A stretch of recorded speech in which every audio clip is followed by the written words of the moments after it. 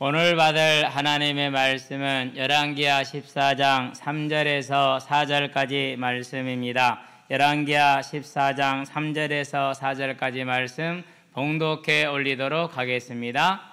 아마샤가 여호와 보시기에 정직히 행하였으나 그의 조상 다윗과는 같지 아니하였으며 그의 아버지 요아스가 행한 대로 다 행하였어도 오직 산당들을 제거하지 아니하였으므로 백성이 여전히 산당에서 제사를 드리며 분향하였더라. 아멘. 오늘은 이제 요아스 왕인 이스라엘 요아스 왕을 지나서 유다의 요아스 왕으로 넘어와서 유다 요아스 왕의 그 아들 아마샤로 이제 진행이 됩니다. 다시 이스라엘 역사에서 유다 역사로 내려왔습니다. 조금 어려울 수 있죠. 저와 여러분들이 이제 인생을 살아가다 보면 나도 그렇고 여러분도 그렇고 우리 모두 다 그렇죠. 인생이 참 긴 것처럼 살죠, 그렇죠?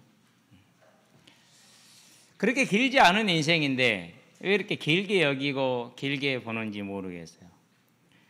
긴 역사 가운데서 정말 짧은 인생인데 많은 사람들이 그 짭다른 생각을 갖지 않고 영원히 살 것처럼 살아가는 모습을 보면은 참 우리가 부족하구나, 안 그러면 미련하구나 이런 생각이 듭니다. 그래서 자주 하잖아요.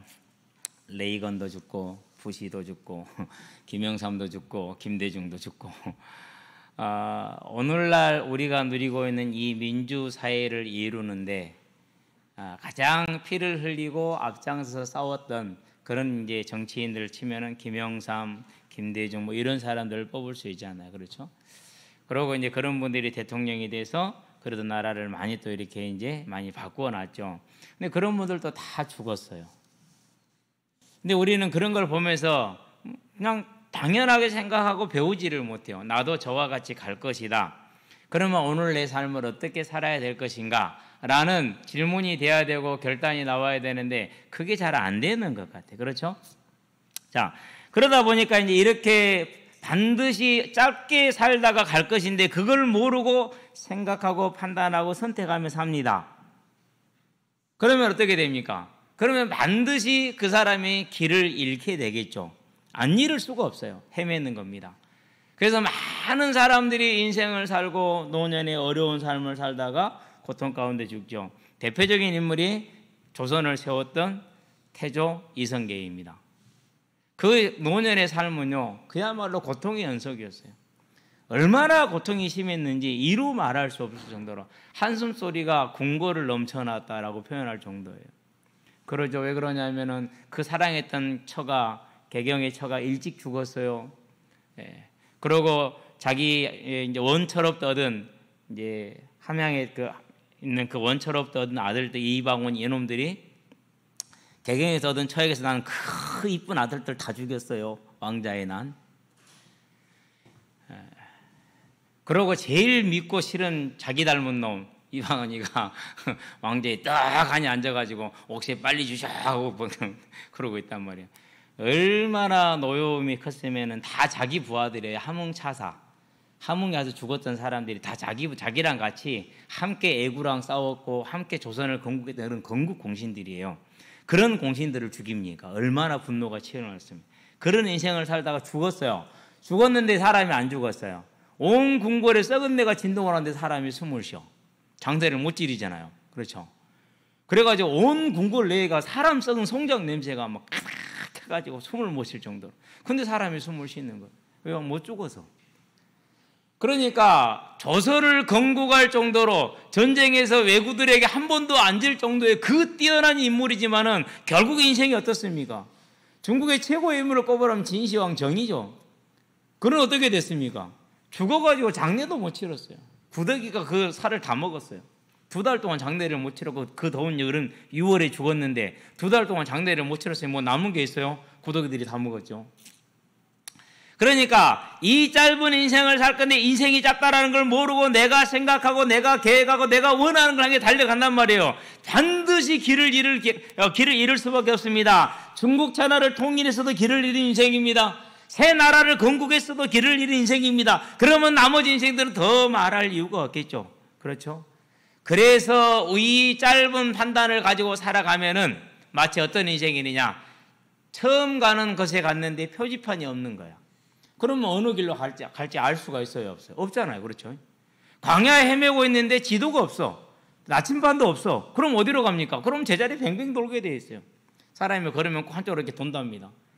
다 온 상태로 돌아오게 된답니다. 근데 더 무서운 건 뭐냐? 표지판이 있기는 있어. 틀린 표지판, 거짓된 표지판. 낭떠러지가 있는데 시속 150km 가능한 도로입니다. 표지판이 딱 붙어져 있는 거예요. 그러면 150km 달리다가 낭떠러지 떨어지겠어요? 안 떨어지겠어요? 떨어지잖아요. 그렇죠? 네. 그러고 또 길을 물어보니까 가르쳐줘, 친절하게. 근데 그가 누구였어요? 틀린 길이야. 사단이 이 세상을 가지고 저와 여러분을 틀린 길로, 어떤 가장 틀린 표지판이 저와 여러분들에게 있습니까? 이미 담겨져 심겨져 있는 표지판, 내장된 내비게이션 있죠. 고정되어져 있는 길, 성공이라는. 성공이 얼마야 성공입니까? 10억 가지면 성공입니까? 그러면 9억 9,999만 9,099원 가진 사람은 성공 못한 거, 이론 모자란데? 성공이라는 개념이 성립이 돼야 안 돼요. 성공은 집합도 안 됩니다. 당연히 명제가 안 됩니다. 따라서 존재하지 않는 겁니다. 그런데도 불구하고 우리는 그 성공이라는 표지판을 향해서 쉼없이, 돈을 향해서 쉼없이, 권력을 향해서 쉼없이, 명예를 향해서 쉼없이, 쾌락을 향해서 쉼없이, 사단이 이렇게 틀린 길을 저와 여러분들에게 준 겁니다. 왜 그렇습니까? 처음부터 살인한 자여 진리가 제적 없으므로 거짓을 말하는 이는 저가 거짓말장이요 거짓의 아비가 되었습니다. 그런데 그냥 거짓의 아비가 아닙니다. 양심 없는 거짓의 아비입니다. 왜 그렇습니까? 하나님을 거역함으로, 천사였는데 하나님을 거역함으로 영원한 지옥 심판이 예비되었습니다. 마태복음 25장 41절에 마귀와 그 사자들, 귀신들을 위하여 예비된 영원한 지옥불에 들어가라고 말하지 않습니까? 그러니까 이미 뭐가 없는 거예요? 희망이 없고 소망이 없습니다. 희망 없고 소망 없는 사람이 제일 무서워요. 이번에 실린 놈 칼부림 보세요. 그 친구. 왜요? 자기 삶에 희망이 없단 말이에요. 소망이 없단 말이에요. 그러니까 대낮에 그래놓고 나서 이제 딱 계단에 앉아서 잡아가시고 가만히 있잖아요. 왜? 이렇게 해서 자기 이제 그렇게 인생을 마치겠다는. 희망이 없는 사람이 그렇게 무섭습니다. 너 죽고 나 죽자. 제일 무서운 겁니다. 그러니까 이게. 마귀가 그와 같이 너 죽고 나 죽자라는 이 희망이 없는 사람, 그래서 그걸 뭐라 그럽니까? 귀신작전이라, 물귀신작전이라. 너 죽고 나 죽자 이거예요. 그런 속임수로 우리를 속입니다. 그게 철학입니다. 그게 학문입니다. 그것이 세상 학문입니다. 쾌락입니다. 탐심입니다. 또 교회 안에도 들어옵니다. 어디 교회는 버가모 교회, 도아디라 교회에 들어와서 틀린 길로 인도합니다. 우리는 이런 사실을 바라보면서 내 생각과 내 판단을 따라갈 것이 아니고, 환경의 요구를 따라갈 것이 아니고, 세상이 말하는 기준이라는 것에 내 삶의 목표를 둘 것이 아니고, 이제는 저와 여러분들을 위해서 자기 생명을 내어주신 예수님을 따라가는 저와 여러분 되기를 주의 이름으로 축원드립니다.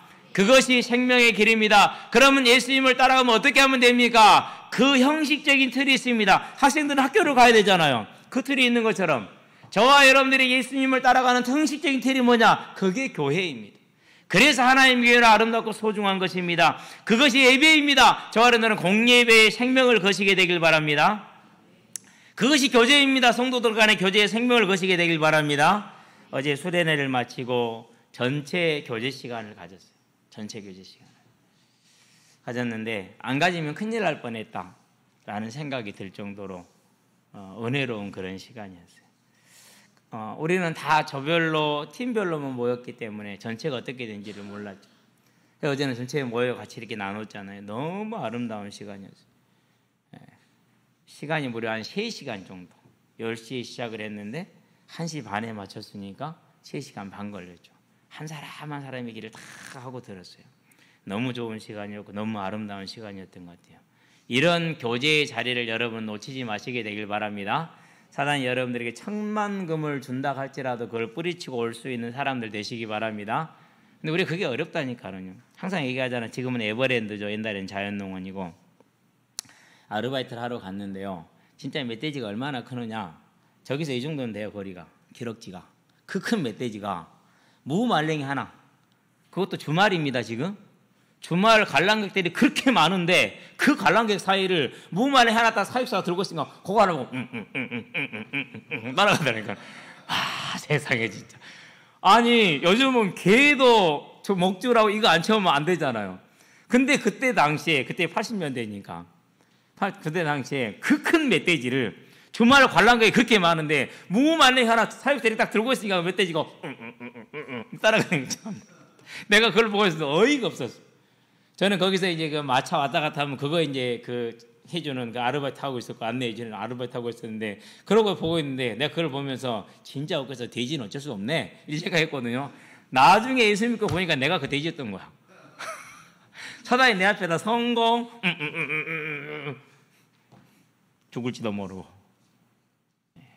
만약에 그 돼지가 거기서 싫어 무말랭이 하나 딱 뿌리치고 산으로 튀면은 누가 잡아요 그것을? 아무도 잡을 사람이 없어요. 이제 저와 여러분들 이걸 보기 바랍니다. 그래서 저와 여러분들은 세상이 사단이 말하는 그 형식을 따라가지 말고 하나님이 우리에게 주신 교회와 예배와 교제를 따라가고 내용은 뭐입니까? 그럼 그 따라가는 내용이 뭡니까? 뭐 이렇게 어떤 목사님이 쓴 걸 같아요. 목적이 이끄는 삶이라고. 저는 그런 사람 되게 싫어해요. 내 불신자 때 그렇게 살았거든요. 무슨 목적이 이끄느냐? 성공이라는 목적이 이끄는 사람, 따라가는 그런 사람. 고백 한번 합시다. 소망이 이끄는 삶.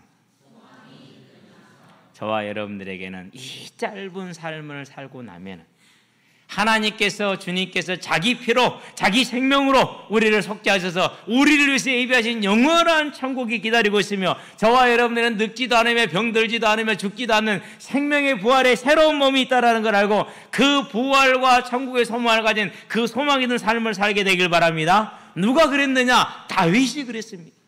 그래서 다윗은 어떤 어려운 환경 속에서도 더 어려운 성공 속에서도 솔직히 어려운 환경에서보다요 성공 속에서 하나님 믿기가 더 힘들어요. 그래서 예수님이 말합니다. 부자가 천국에 들어가는 것이 낙타가 바늘길을 들어가는 것처럼 어렵다고 말했습니다. 그런데 다윗은 그 큰 성공 가운데서도 전혀 흔들리지 않고 넘어지지 않고 하나님을 향해서 온전한 길을 갔어요. 그래서 믿음의 조상이 됐어요. 왜 그랬습니까? 그가 온전히 천국을 바라보는 그 소망에 선 삶을 살았기 때문에 이 땅의 삶이 잠깐이라는 것을 알았기 때문에 그 길을 갔던 것입니다. 이제 저와 여러분들도 우리의 세상이 이끄는 성공이라는 틀린 표지판을 따라서 헤매다가 망하지 말고 하나님 우리에게 주신 천국과 부활이라는 이 소망을 따라가는 소망이 이끄는 삶으로 세워져서 다윗과 같은 믿음의 본으로 내 삶을 승리하고 내 후대를 승리시키고 하나님의 나라를 이루는 아름다운 삶이 되기를 주의 이름으로 축원드립니다. 본론입니다. 믿음의 본입니다. 자, 오늘은 이제 아마샤의 계보를 좀 봐야 돼요. 먼저 이제 이 아마샤와 관련 있는 사람이 아달랴라는 사람인데 그 증조 할머니죠. 이스라엘 왕의 가장 타락한 왕 아합과 이세벨. 그 타락하고 악한 여자 아합과 이세벨의 딸이 아달랴예요. 그 아달랴를 여호사밧 유다 왕이 자기 며느리를 삼아서 자기 아들 여호람하고 결혼을 시켰어요. 그러고서 이제 여호람하고 결혼할 때 그 밑에 난 왕이 아들이 이제 아하시아예요. 이 아하시아가 에후에게 죽임을 당하죠. 이스라엘에 가가지고 유다 왕인데, 자 자기 아들 아하시아가 에후에게 죽임 당하는 걸 보고 아달랴가 뭘 했느냐? 이미 남편은 죽고 없고 아들들은 없으니까 내 손주들만 죽이면은 그러면은 아들들은 이미 블레셋 사람들이 아랍 사람 쳐들어 다 죽여버렸거든요. 그러니까 내 손주를 다 죽이면 내가 왕 될 수 있겠네? 그러고 자기 손주들을 다 죽인 거예요. 그 죽임당하는 중에 여호세바, 여호야다 제사장 여호야다의 아내 여호세바, 아달랴의 딸, 이 여호세바가 그 요아스를 훔쳐왔어요. 몰래. 그래가지고 성전에 숨겨서 1살짜리를 숨겨와서 6년을 키웠죠. 7살이 되었어요. 그 7살이 된 요아스를 왕으로 세우고 그 아달랴를 몰아냈죠. 그런 다음에 어떻게 됩니까? 이제 이 요아스를 여호야다가 잘 보필해서 왕 노릇을 잘 했어요. 그러다가 이제 여호야다 제사장이 130세의 나이로 죽죠. 죽고 나니까 방백들이 찾아옵니다. 유다의 방백들이 와가지고 뭘 말하느냐?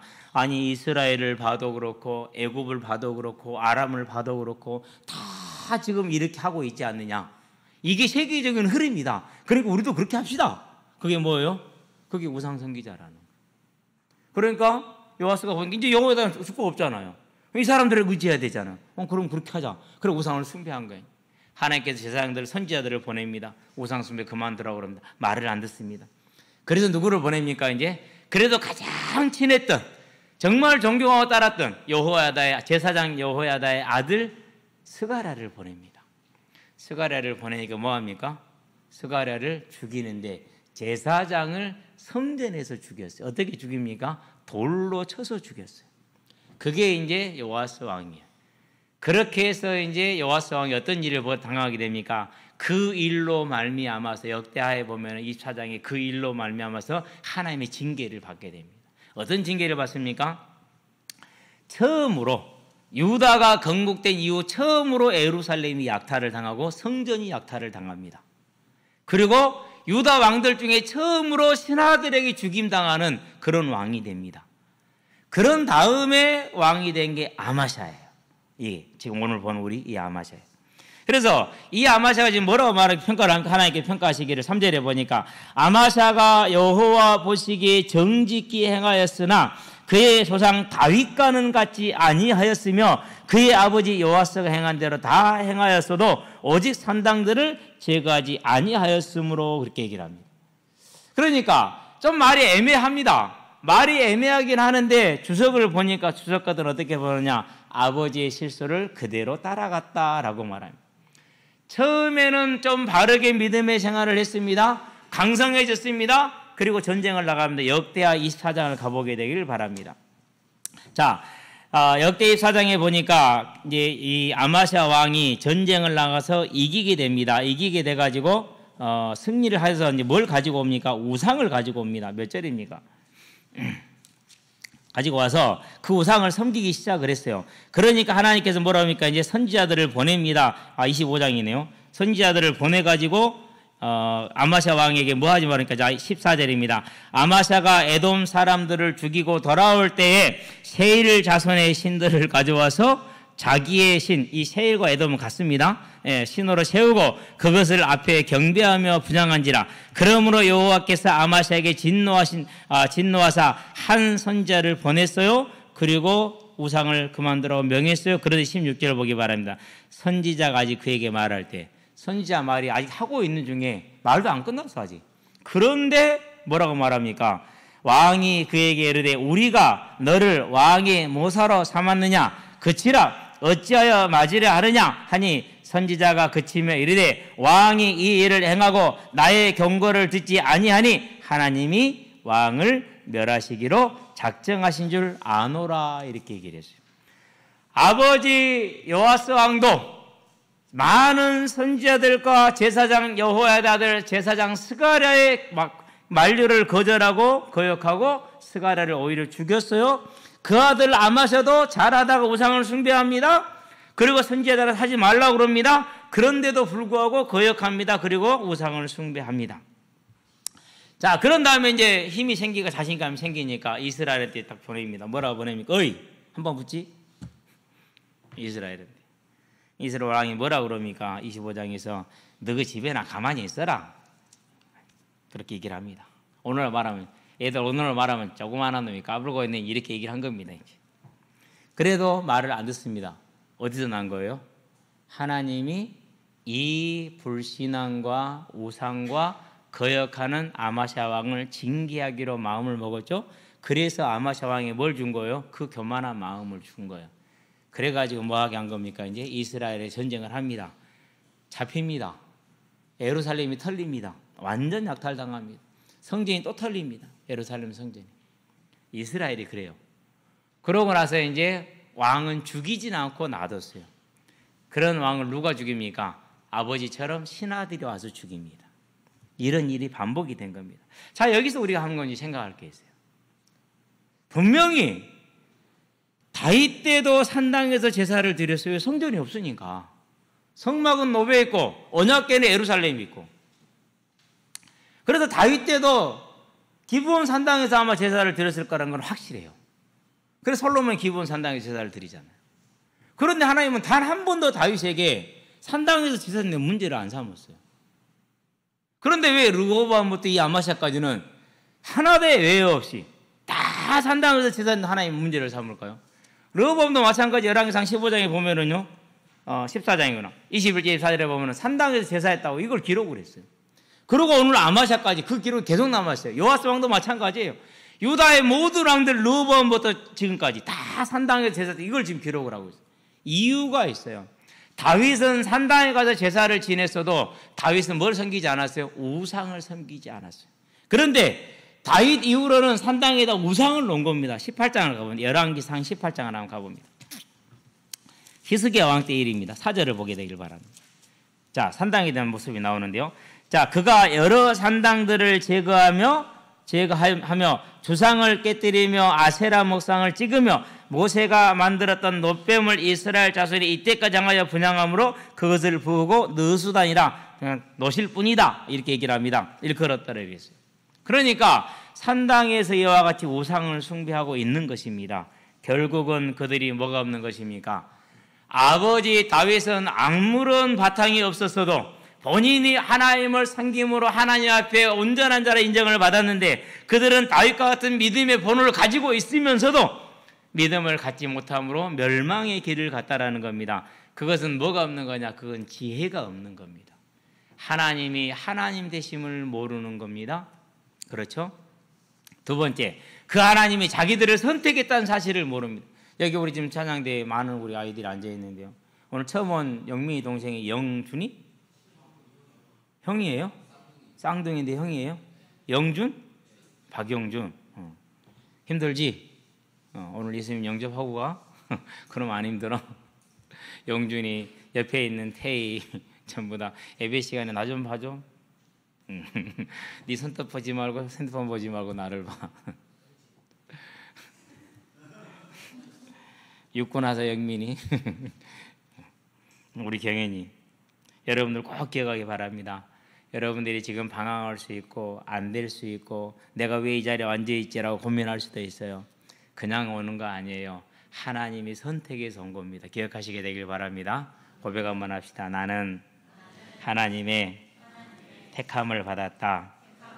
얼마나 위대한 사실인지 모릅니다. 이걸 모르는 겁니다. 하나님이 선택하시면 보호하시겠죠. 그 사실을 믿지 않는 겁니다.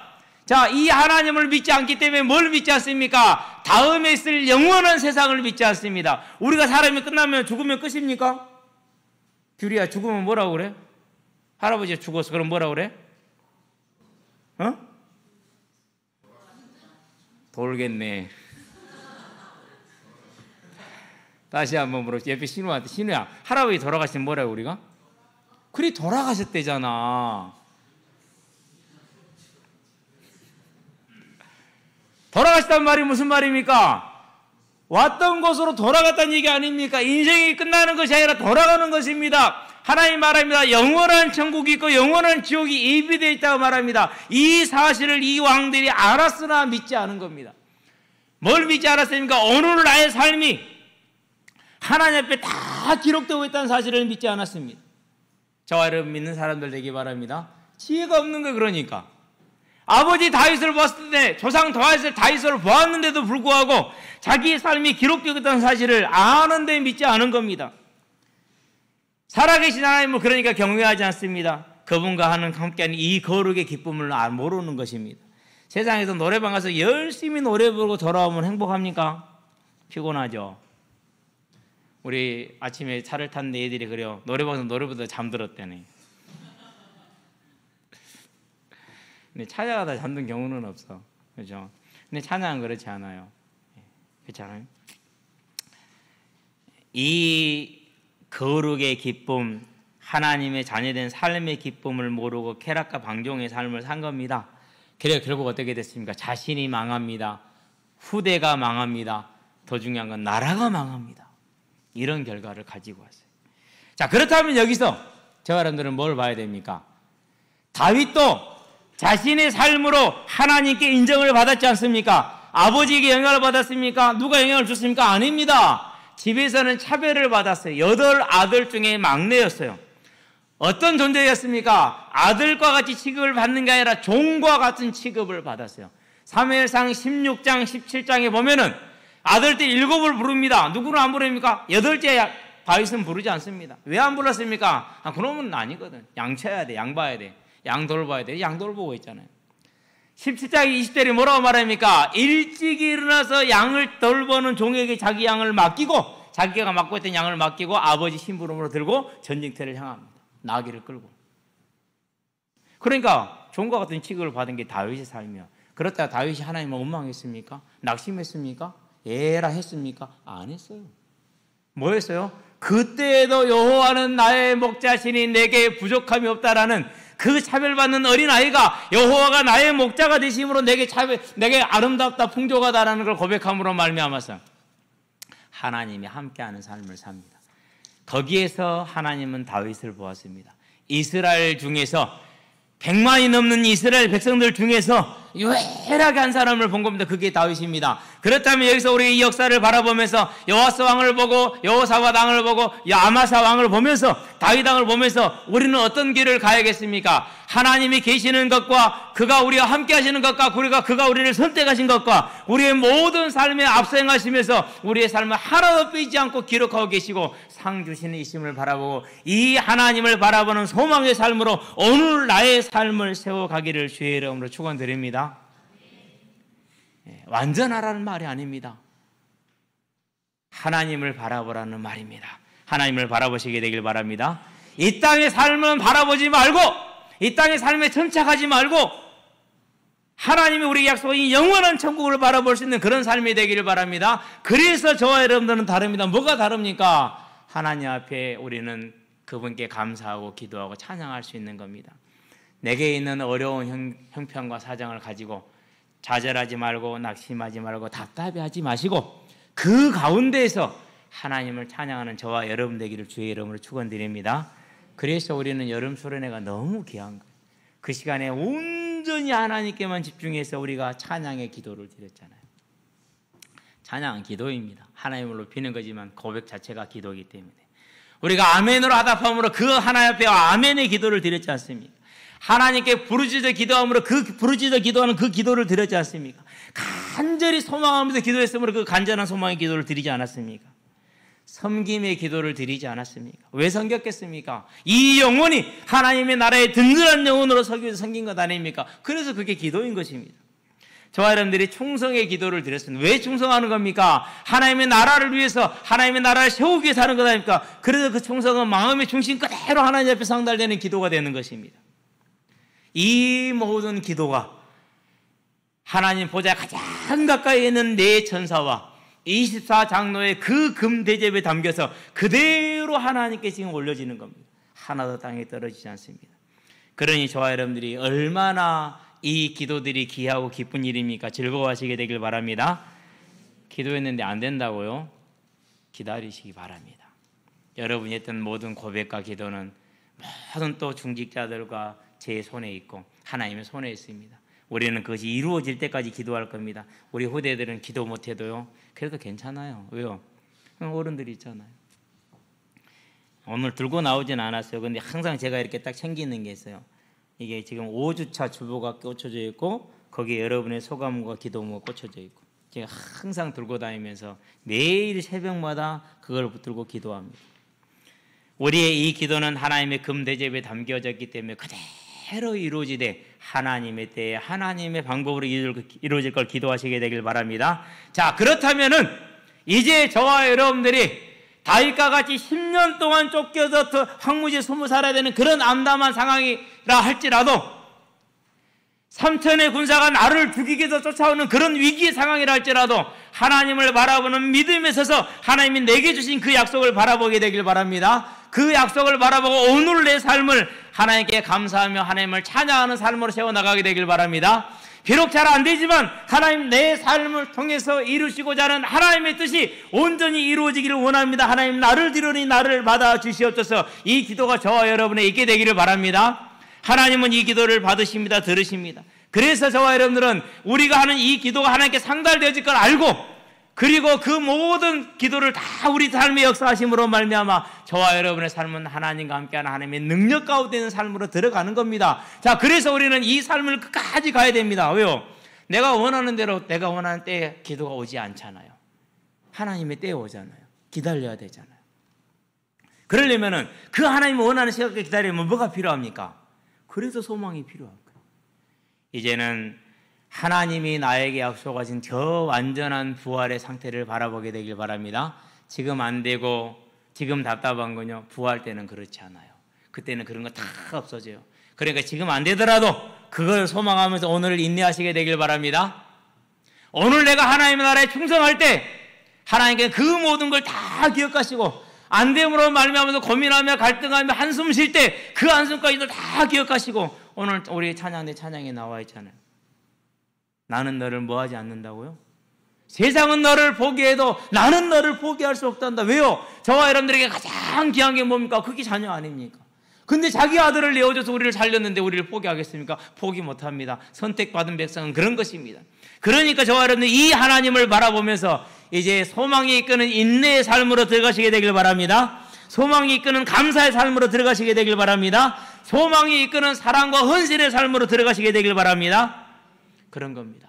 그때 하나님은 저와 여러분의 삶에 함께 하심을 보게 될 겁니다. 그리고 지금 흘리고 있는 이 눈물이, 지금 이 답답한 것들이 원 훗날에 보면은, 아, 내가 미련해서 그랬구나. 하나님이 나를 다루시고 계셨구나.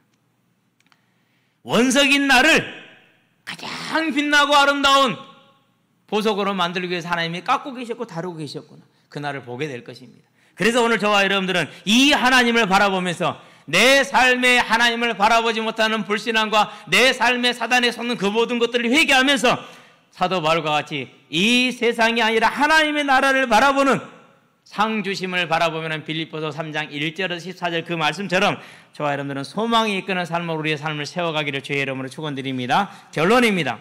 다윗이 16편 10절에 뭘 말합니까? 16편 10절에 보니까 다윗이 말합니다. 자기 육신을 반드시 살리실 것이라는 그 믿음의 고백을 하죠. 자, 이는 주께서 내 영혼을 수월에 버리지 아니하시고, 수월은 지옥을 말합니다. 자, 주의 거룩한 자를 멸망시키지 않으실 것임이라 그랬어요. 육신을 수월에 버리지 않는다. 다시 살리실 것을 믿었습니다. 부활을 믿었습니다. 23장입니다. 6절입니다. 이번 소리 내보았죠. 내 평생의 선하심과 인자하심이 반드시, 이전 성경은 정령이었는데요, 반드시 나를 따르리니 내가 여호와의 집에 영원히 거하리로다. 그래서 살리로다. 이 부활의 소망을 가지고 뭘 봤습니까? 주관자 되신 하나님을 바라봄으로 아버지가 차별하고 형들이 멸시하고 무시하고 차별하는 것을 이겨나가고 자기 하나님을 바라보면 자기의 삶에 최선을 다했습니다. 오늘 할 수 있는 일에 최선을 다한 겁니다. 그 삶은 하나님이 보았습니다. 그래서 이시 아들 다윗을 보니 내 마음에 합한 자라. 그래서 그를 과연 왕으로 세우셨습니다. 근데 그가 왕으로 세우기 전에 목동으로 살아갈 때 뭐라고 표현합니까? 그 차별받는 일을 하고 있잖아요. 형들은 띵가띵가 놀고 있는데 자기 혼자 들여서 양치고 있어요. 그런데 곰이 왔어요. 사자가 왔어요. 포기하지 않았어요. 사자를 쳐서 물리칩니다. 곰과 싸워서 이깁니다. 우리한테는 그렇게 합니까? 에이, 신의 같은 건데 하는가 봐라 이러잖아요. 그런데 다윗은 안 그랬죠. 왜? 하나님을 보았기 때문에. 그리고 왕이 되었어요. 왕이 되기 전에 쫓겨다닐 때 사울왕이 자기를 죽이려고 합니다. 2번이나 살려줍니다. 뭘 하는 삶입니까? 하나님을 주인으로 섬기는 그 삶, 하나님이 자기에게 상 주실 걸 믿는 그 삶, 하나님이 약속한 약속이 이루어질 걸 믿는 그 삶에 들어간 겁니다. 이 다윗이 하나님을 이와 같이 신뢰할 때 하나님께서 그를 지키다 어떻게 지킵니까? 비밀하게 지킵니다. 하나님께서 다윗을 사울의 손에 넘기지 아니하셨더라 그랬어요. 사무엘상 23장 14절에 저와 여러분을 결코 실패된 세상의 손에 버리지 않을 걸 기억하시게 되길 바랍니다. 사울이 3천 군사를 가지고 다윗을 죽이려 하지만은 하나님은 그를 지켰습니다. 그래서 하나님이 다윗을 사울의 손에 넘기지 아니하였다라고 기록하고 있는 겁니다. 그 정도가 아닙니다. 왕이 돼서 나가 전쟁을 합니다. 한 번을 지지를 않았어요. 이유가 있습니다. 사무엘하 8장 6절에 보니까 다윗이 어디로 가든지 하나님이 그를 이기게 하셨더라 그랬어요. 왜 그렇습니까? 하나님이 그를 하나님을 다윗이 신뢰했기 때문에. 다윗이 하나님을 온전히 그와 같이 신뢰했으니까. 이제 저와 여러분 오늘 이 시간에 다른 것이 아닙니다. 하나님을 크게 보시게 되길 바랍니다. 하나님의 주권을 믿으시게 되길 바랍니다. 다윗같이 하나님을 신뢰하는 자가 되길 바랍니다. 그래서 내가 믿음의 조상 다윗이 되어짐으로 내 삶이 살아나고 내 후대가 살아나고 이 나라가 살고 민족이 살고 세계가 사는 그 하나님의 일꾼이 되기를 주의 이름으로 축원드립니다. 다윗이 이와 같이 하나님을 섬길 때 사무엘하 12장 7절에 내가 7장 9절에 뭐라고 말합니까? 내가 너를 누구보다 크게 하겠다. 과연 크게 하셨죠. 세상이 작은 것이 되는 겁니다. 나는 비록 작지만은 하나님이 나와 함께해서 나를 크게 하시면은 세상이 작은 것이 됨을 알고 이제 세상을 보고 두려워하지 말고 낙심하지 말고 좌절하지 말고 다윗과 같이 3천의 군사가 나를 쫓아온다 할지라도 내가 왕궁에 거해서 부족함이 아무 것이 없다 할지라도 여호와가 하나님됨을 섬기며 내 삶이 하나님 앞에 있음을 알고 영원한 천국의 소망에 든든히 서는 저와 여러분 되시기를 바랍니다. 우리는 연약하고 부족해도 우리는 부족하고 할 수 없어도 이미 이루어진 것입니다. 왜 그렇습니까? 예수님께서 저와 여러분을 대신해서 십자가에 피 흘려 죽으심으로 우리의 죄값을 대신 지불하여 완전한 승리를 이루셨기 때문에 그 피값으로 저와 여러분을 사서 누가 샀습니까? 하나님 예수님이 사서 누구에게 드렸습니까? 하나님께 드린 겁니다. 계시록 5장 8절에 보니까 그 피로 9절에 보니까 그 피로 우리를 사서 누구에게요? 하나님께 드렸다. 저와 여러분이 믿은 게 아니라 하나님의 선택에서 그 피로 씻어서 대신해서 우리를 하나님의 자녀되게 한 겁니다. 이 자녀된 삶을 저와 여러분은 분명히 기억하게 되길 바랍니다. 내 능력, 내 노력, 내 수준이 된 것이 아니라 하나님의 선택으로 예수님의 십자가 채석의 은혜로 된 겁니다. 그러면 저와 여러분 지금부터 뭐 하면 됩니까? 이제 그 하나님께 나가시게 되길 바랍니다. 긍휼하심을 얻고 때를 따라 돕는 은혜를 받기 위하여 은혜의 보좌 앞에 담대히 나아갈지니라. 나가기를 주의 이름으로 축원드립니다. 히브리서 4장 16절입니다. 나가서 뭐 하면 됩니까? 하나님, 제가 하나님의 은혜를 따라서 다윗과 같이 내 삶에 승리하여서 하나님 나를 다윗처럼 붙들어 주심으로 성공에 쫓아다니는 자가 아니고 세상에 쫓아다니는 자가 아니고 소망에 이끄는 삶이 되게 나를 붙들어 주심으로 하나님 나라의 일꾼 되게 하여 주시옵소서. 이 기도가 저와 여러분 되길 바랍니다. 그래서 소망이 저와 여러분을 이끌어감으로 말미암아 이 땅의 삶이 10년이 가고 20년이 가고 짧은 인생을 마칠 때는 믿음의 증인으로 믿음의 번호로 저와 여러분이 서게 되기를 주의 이름으로 축원드립니다. 기도하겠습니다. 살아계신 아버지 하나님, 이 땅에 이 짧은 삶을 살아가는 날 동안에 다윗과 같이 부활의 소망, 천국의 소망에 세워지는 소망이 이끄는 삶을 살 수 있도록 하나님 우리에게 주의 성령의 충만함으로 역사하시고 우리가 주께 기도할 때마다 그 기도를 들으셔서 우리를 믿음의 충만함으로 붙들어 주심으로 오직 부활의 소망에 선 삶을 살고 천국의 소망에 선 삶을 살아서 이 땅에 우리의 삶이 믿음의 본이 되는 삶으로 남아질 수 있도록 주님 오늘 우리를 붙들어 주시며 남은 삶을 온전히 붙드시고 인도하여 주시기를 그리스도신 예수의 이름으로 기도드립니다. 아멘.